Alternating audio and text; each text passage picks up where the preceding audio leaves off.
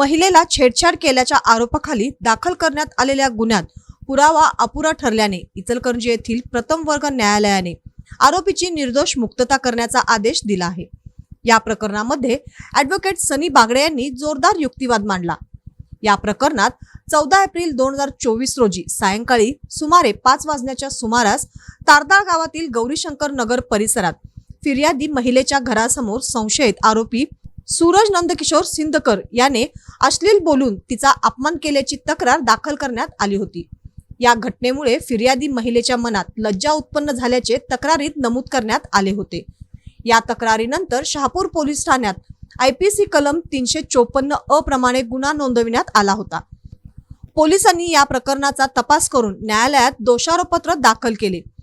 तपासादरम्यान घटनास्थळी पंचनामा करण्यात आला, तसेच फिर्यादीसह काही साक्षीदारांचे जबाब नोंदविण्यात आले।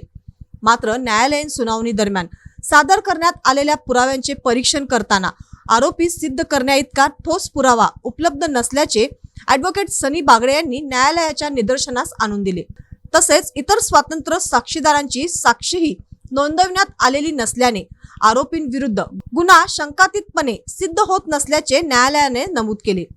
त्यामुळे न्यायालयाने आरोपी सूरज नंदकिशोर सिंगकर याची गुन्ह्यातून निर्दोष मुक्तता करण्यात आली।